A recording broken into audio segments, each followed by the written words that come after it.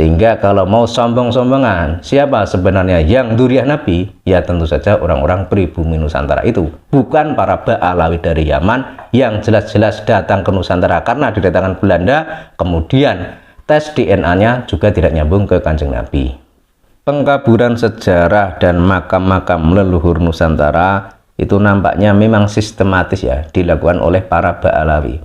Kenapa bisa dikatakan yang melakukan itu para Ba'alawi? Ya jelas karena di makam-makam yang dipalsukan atau makam yang dibuat tandingan itu kan ada nama Habib siapa, bin siapa, bin siapa. Itu kan jelas dari Ba'alawi.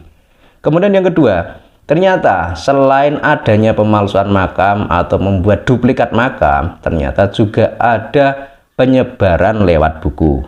Jadi buku itu ditulis silsilah tentang leluhur Nusantara kemudian dikaitkan kepada Ba'alawi Yaman. Jadi di situ nyambungnya ke Ubaidillah dan nama-nama tokoh di Nusantara termasuk nama raja itu juga diklaim menjadi bagian mereka. Ini ada sebuah video ya. Ini yang di Banyumas, bukunya ini disusun oleh. Jadi ini yang di Banyumas ya ini ya. Nah ini ada semua ya. Oke, kita lihat. Ini silsilah Mbah Ali Dipowongso. Asap Pangeran Diponegoro, jalur ayah. Coba kita lihat. Nah ini dia nih. Yang Hamengkubuwono kedua sama dengan Said Husain. Jadi di sini Sri Sultan Hamengkubuwono kedua itu disebut Sayyid Husain. Kemudian berputra Sayyid Abdul Hamid atau Pangeran Diponegoro. Kemudian berputra Sayyid Muhammad atau Diponingrat. Kemudian berputra Sayyid Ali Dipowongso. Kemudian berputra Sayyid Muhammad Ilyas. Jadi semua itu diklaim menjadi Ba'alawi ya. Meskipun di sini ditulisnya itu masih menggunakan Sayyid ya. Padahal yang populer kalau para Ba'alawi itu kan Habib ya. Kemudian untuk mendeteksi kenapa kok dianggap yang mengklaim ini para Ba'alawi? Yaitu tadi, karena Ba'alawi itu kan nyambungnya itu ke Ubaidillah. Itu kan jelas. Jadi di sini meskipun ditulis Sayyid, kalau nanti ujungnya itu ke Ubaidillah, yaitu pasti yang melakukan adalah para Ba'alawi dari Yaman. Kan seperti itu. Kalau selain para Ba'alawi, itu kan tidak nyambung ke Ubaidillah. Jadi Wali Songo itu kan tidak nyambung ke Ubaidillah. Jadi berbeda dengan para Ba'alawi dari Yaman. Tulisan dari mana? Salah nih. Acok. Nah itu dari ibu. Ya kan? Ya Allah. Ubaidillah. Jadi ke Ubaidillah. Ketemuin lagi. Makam Mbah Ali. Nah ini dia sebagai wilayah Said Husain bin Alwi mata rantai bergelar Sri Sultan Hamengkubuwono ketiga. Kemudian Sri Sultan Hamengkubuwono ketiga itu disebut Sayyid Husain bin Alwi. Kemudian Sri Sultan Hamengkubuwono ketiga itu berputra Sayyid Abdul Hamid Ba'abud yang bergelar Diponegoro. Ini kok pakai Ba'abud, pakai Alawi. Ini kan terlalu memaksakan kehendak ya. Jadi ya seperti inilah yang terjadi. Memang kelihatan sekali ya gerakan yang masif, yang terstruktur, yang terencana ya. Jadi mungkin ini program atau prosesnya itu sudah berlangsung agak lama, tapi ketahuannya kan baru belakangan ini ya. Sebab kalau kita lihat ternyata itu ada pemelencengan sejarah itu tidak hanya berupa membuat makam palsu atau membuat duplikat makam, tapi ternyata menggunakan buku juga. Jadi buku ini disebar di makam-makam yang dikuasai oleh para Ba'alawi itu. Jadi di situ masyarakat atau siapapun para peziarah yang datang ke situ itu didoktrin. Jadi seolah-olah itu marga atau klan Ba'alawi itu adalah klan yang hebat, yang luar biasa. Dan kita juga teringat tentang kisah yang terjadi di Palestina. Palestina dan Israel itu kan terjadi perang yang berkepanjangan, yang tidak berkesudahan. Entah itu mulainya kapan dan entah berakhirnya juga kapan.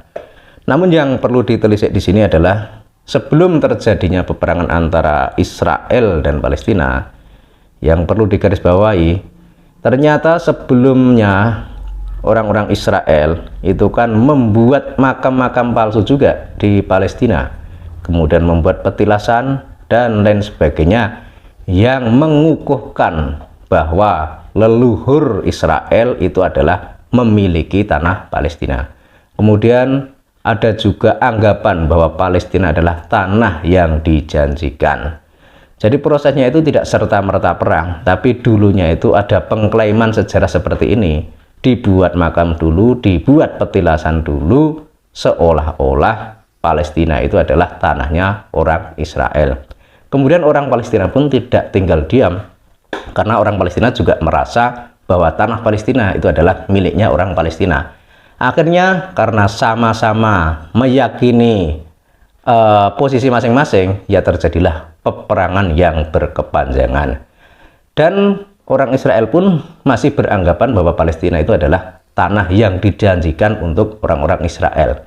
Padahal itu awalnya seperti itu. Jadi ada pengklaiman sejarah, ada pengklaiman makam, dan yang mengetahui hal itu tentu saja mungkin para pendahulu mereka ya. Tapi kan yang tahu sekarang itu kan taunya kalau Palestina itu adalah tanahnya Israel. Jadi sekarang orang-orang Israel pun gencar melakukan peperangan melawan Palestina karena merasa bahwa Palestina itu adalah tanahnya orang Israel. Dan orang Palestina pun tidak mau tinggal diam, mereka juga melakukan perlawanan sebisa mungkin untuk mempertahankan tanah nenek moyang mereka. Dan kita menjadi ingat apa yang terjadi di Israel dan Palestina itu tentang apa yang sedang terjadi di Indonesia ini. Ini kok ada kemiripan ya, pengklaiman sejarah, kemudian pembuatan makam-makam palsu yang di atas namakan habaib dari Yaman. Ini kok ada kemiripan ya. Padahal fakta sejarah itu sudah menjelaskan kalau para leluhur Nusantara itu tidak ada kaitannya dengan para habaib dari Yaman. Jadi leluhur Nusantara termasuk para raja-raja Nusantara itu kan keturunan Wali Songo. Dan Wali Songo itu sudah ada di Nusantara itu pada abad ke-14 yang lalu. Kemudian para imigran dari Yaman yang kemudian dilabeli sebagai Habib, yang kemudian dianggap segelintir orang sebagai cucu Nabi, itu kan didatangkan oleh Belanda pada abad ke-19. Dan posisinya jelas, para habaib dari Yaman itu bekerja untuk Belanda, mencari makan, mencari uang. Dan di situ perannya itu membela Belanda, membantu Belanda dalam rangka mempertahankan penjajahannya di bumi pertiwi ini. Kemudian di sisi lain, orang-orang pribumi tengah gencar melakukan perlawanan terhadap Belanda, dan para pribumi ini dipelopori oleh para dzurriyyah Wali Songo. Sehingga di sini sudah bisa diambil kesimpulan tentang posisi para Ba'alawi dari Yaman itu di mana, kemudian posisi para dzurriyyah Wali Songo itu di mana. Jadi para Ba'alawi dari Yaman itu jelas berada di posisi penjajah, membela penjajah, membantu Belanda. Salah satunya adalah Habib Utsman bin Yahya atau Mufti Betawi atau Mufti Batavia. Sementara para keturunan Wali Songo itu jelas berada di pihak pribumi. Salah satunya adalah Pangeran Diponegoro, dan masih banyak lagi tokoh-tokoh lainnya. Mereka itu adalah keturunan Wali Songo. Kemudian kita kembali ke video awal tadi tentang adanya beredar buku-buku yang memalsukan nasab, memalsukan sejarah. Ini harusnya itu disikapi oleh seluruh masyarakat yang ada di negeri ini. Kalau kita hanya mengandalkan pemerintah, ya mungkin tidak akan selesai ya. Karena mungkin pemerintah itu juga pekerjaannya itu banyak. Jadi hal-hal seperti ini mungkin kurang begitu diperhatikan.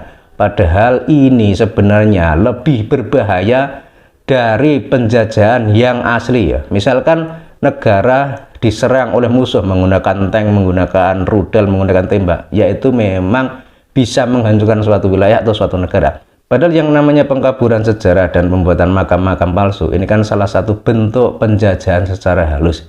Jadi orang pribumi itu tidak sadar kalau tanah leluhur mereka, bahkan termasuk nenek moyang leluhur Nusantara, itu sudah dikuasai oleh imigran dari Yaman. Jadi para imigran dari Yaman itu tidak perlu susah-susah mengeluarkan biaya banyak untuk beli rudal, beli tembak, tapi cukup menyebarkan berita bohong, memelencengkan sejarah, kemudian membuat makam-makam palsu, kemudian mengaku sebagai cucu Nabi. itu kan otomatis rakyat Indonesia itu akan tunduk, akan patuh, tidak berani untuk membantah, karena sudah menganggap Habaib itu adalah cucu Nabi. Padahal kalau mau sombong-sombongan, orang di Nusantara itu lebih banyak yang membawa darah Nabi daripada para Ba'alawi dari Yaman.